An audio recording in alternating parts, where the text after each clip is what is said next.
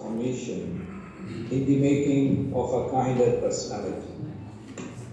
I hope this would be of great interest to you due to its practical importance.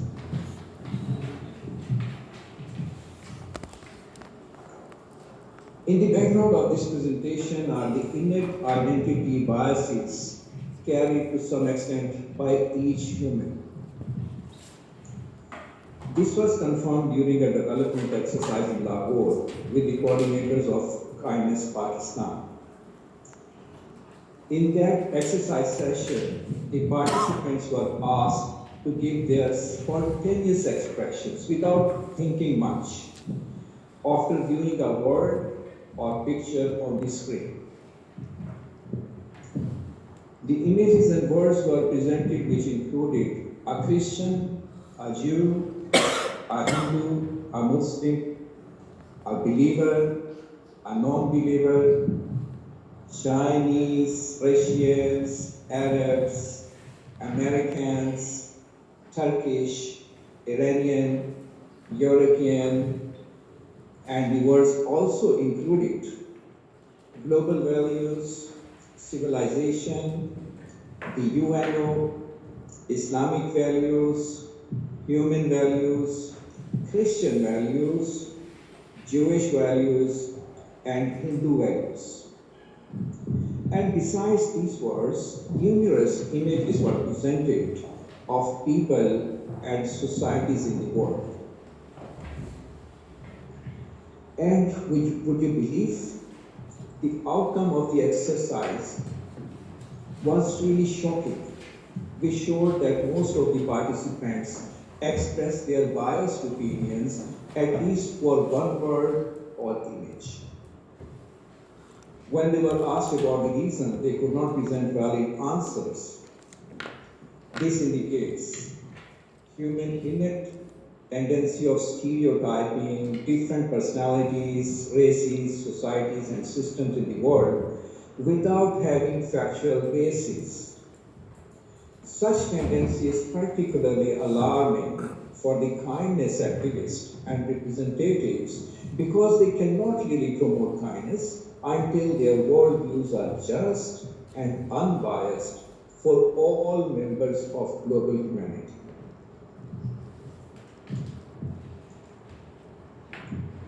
Based on our experiences and a number of global studies, Kindness Pakistan developed and conducts development programs of inner transformation in the making of just, unbiased, and kind personalities.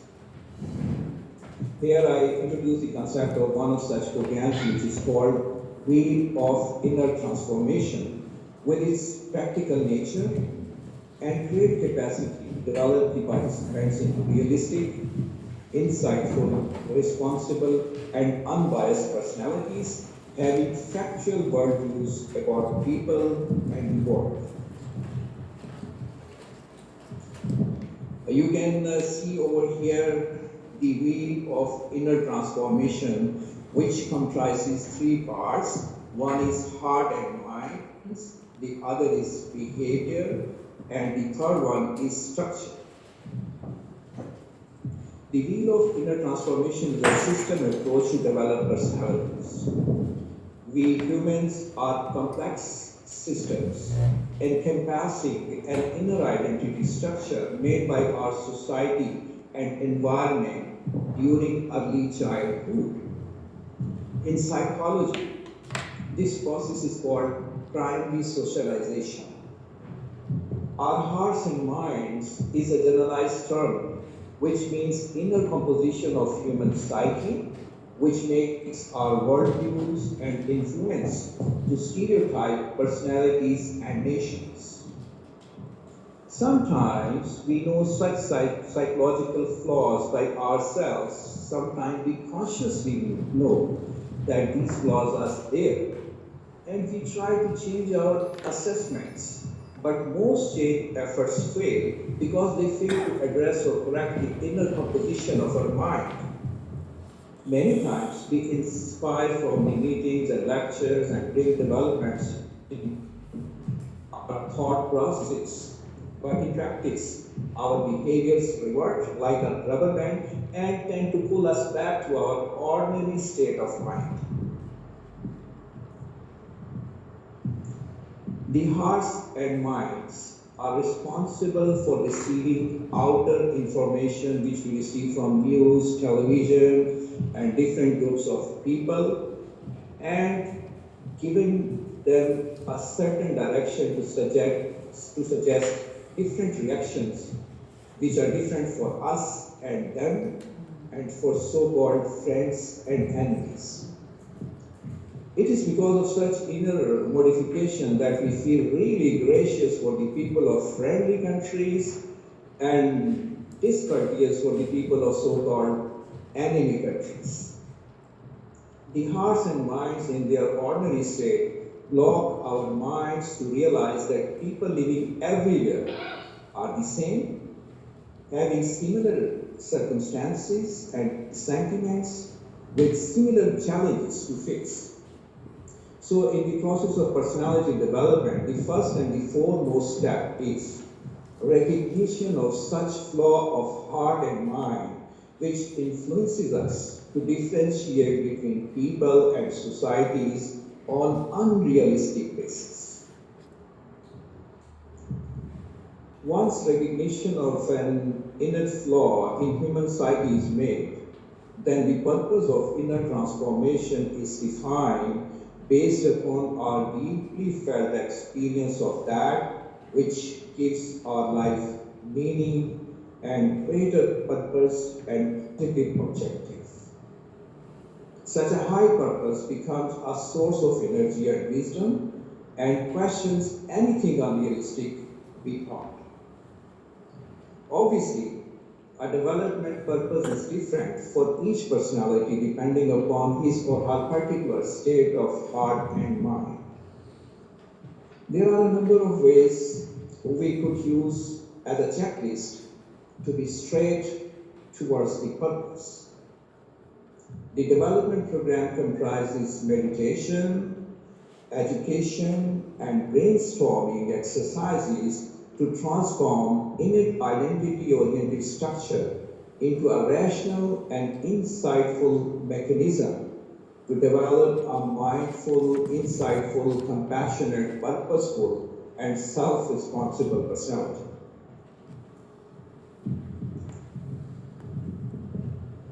The development of hearts and minds is the foundation for personal change, which leads to shift our habits of behavior from a defensive to liberated mode of personality.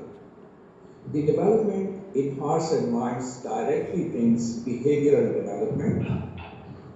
However, to bring sustainable behavioral development, it is significant to initially allow conscious management of our innate responses and reactions and having their post-response evaluations, because until unless we are not going to have evaluation and assessment of our responses and reaction, we cannot really ensure our development and remaking of the future goals of behavioral development. Once our psychological responses are developed, those lead to sustainable behavioral development. For a sustainable behavioral development, it is significant to define tangible goals, keep focus, have conscious feedback, follow commitments, and maintain support.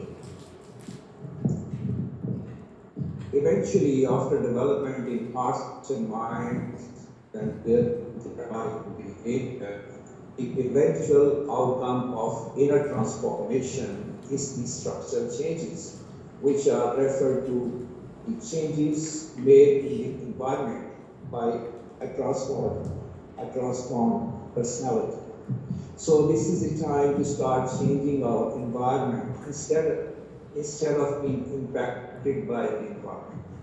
Because as I have told you earlier, that through the process of early primary socialization, this is environment which gives us a particular personality and which produces differentiation between us and others.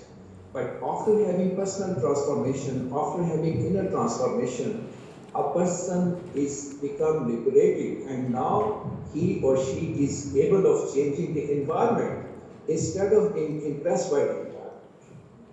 To have a broader and sustainable change in our surroundings, we need to select the best tools, plan result-oriented activities, make best schedules, and enhance relationships through productive processes.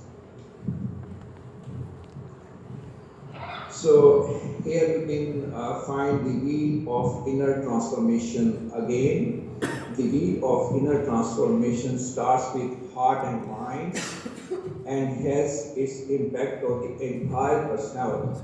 Simply, a development in our assessment about the outer world changes our worldview from illusionary to realistic, which leads to positive development in our behaviors and eventually results in our willingness to contribute positively to structure our surroundings and the entire world.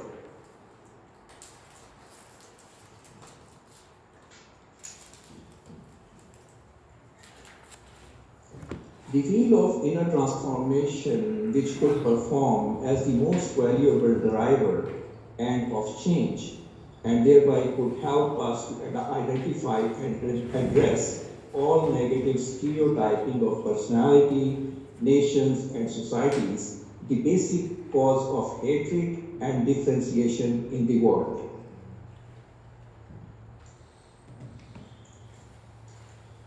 Inner transformation is not our destiny. This is the basic thing to understand. When there is inner transformation in a personality, it is not the destiny, but a lifelong journey which demands constant development, it constantly requiring checklists to assess our drivers of change.